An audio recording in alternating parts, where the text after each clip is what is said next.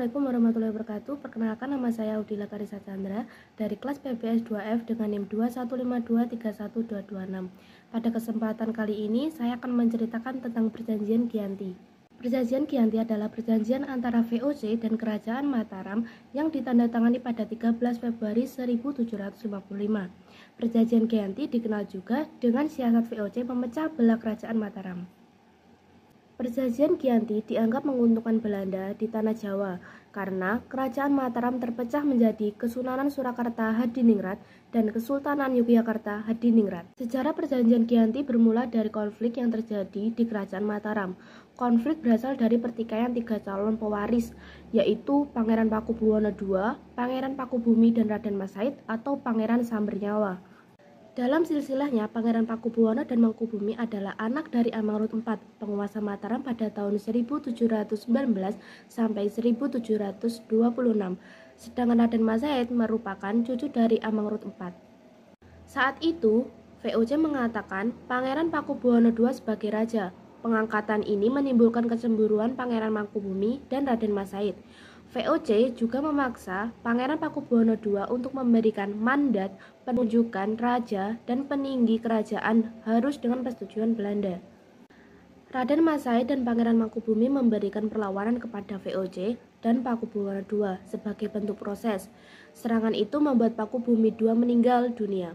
Sepeninggalan Pakubuwono II, Pangeran Mangkubumi naik menjadi raja. Namun, VOC tidak mengakui status Pangeran Mangkubumi ini. Situasi semakin memanas saat VOC mengangkat putra Pakubuwono II, Raden Mas Said Swejardi dan Pakubuwono III yang masih remaja sebagai Raja Mataram. Raden Mas Said dan Pangeran Mangkubumi kembali melancarkan serangan pada VOC dan Raden Mas Swejardi. Untuk meredam serangan itu, VOC menjalankan siasat licik dengan memecah belah Raden Mas Said dan Pangeran Mangkubumi. VOC mengirimkan utusan khusus untuk menghasut Raden Mas Said agar berhati-hati terhadap Pangeran Mangkubumi yang bisa mengkhianatinya. Di sisi lain, VOC juga mengirimkan utusan ke Pangeran Mangkubumi. VOC membujuk Mangkubumi dengan menjanjikan setelah wilayah kekuasaan Mataram yang dipegang Raden Mas Swejardi, VOC kemudian mengundang kedua orang tersebut untuk merundingkan pembagian kekuasaan.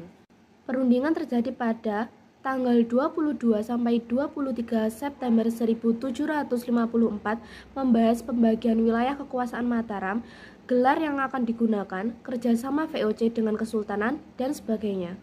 Hasil pertemuan itu kemudian dituangkan dalam Perjanjian Giyanti, ditandatangani pada 13 Februari 1755, dan dilakukan oleh tiga pihak, yakni Pemerintah Hindia Belanda atau VOC oleh Nicol Sartik, Kesunanan Surakarta oleh Pangeran Pakubuwono III, dan Kesultanan Yogyakarta oleh Pangeran Mangkubumi.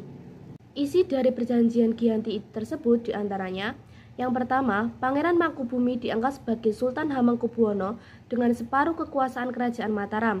Hak kekuasaan itu diberikan atau diwariskan secara turun-menurun. 2. Rakyat Kesultanan harus bekerja sama dengan rakyat yang berada di bawah kekuasaan VOC. 3. Para bupati atau pejabat eksklusif atau gubernur harus bersumpah setia pada VOC. 4. Pengangkatan bupati atau pejabat eksklusif harus mendapatkan persetujuan VOC. 5. Sultan harus mengampuni bupati atau pejabat eksklusif yang memihak VOC dalam peperangan. 6. Sultan tidak akan menuntut hak Pulau Madura atau daerah pesisir lainnya yang telah diberikan Pakubuwono II kepada VOC. Sebagai gantinya, VOC akan memberikan uang ganti rugi sebesar 10.000 riyal setiap tahunnya. 7. Sultan Hamengkubuwono akan memberikan bantuan jika Sultan Pakubuwono III membutuhkan. 8. Sultan akan menjual bahan makanan dengan harga yang ditentukan VOC. 9. Sultan berjanji menepati segala macam perjanjian yang pernah dibuat antara penguasa Mataram terdahulu dengan VOC. Itulah isi dari hasil Perjanjian Giyanti. Dari dampak Perjanjian Giyanti tersebut memecah belah Kerajaan Mataram.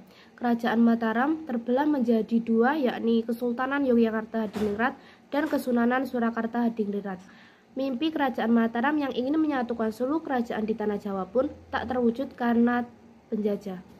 Adapun tokoh di balik Perjanjian Giyanti, perjanjian yang diadakan di desa Jatiharjo ini dihadirkan oleh tiga pihak, yakni VOC, Kesunanan Surakarta, dan Kesultanan Yogyakarta.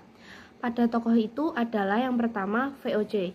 Pada kelompok VOC terdiri dari Nicholas Hartig atau Gubernur Jenderal VOC, Bragdon, Kapten C. Dunkel, W. Fokkens, dan Pendeta Bastani. Pada Kesultanan Yogyakarta terdiri dari Pangeran Mangkubumi dan Pangeran Natakusuma. Yang terakhir, Kesunanan Surakarta yaitu Pangeran Pakubuwono III. Itulah sejarah perjanjian Giyanti yang dibuat oleh VOC untuk memecah belah Kerajaan Mataram. Sekian cerita dari saya, kurang lebihnya mohon maaf. Wassalamualaikum warahmatullahi wabarakatuh.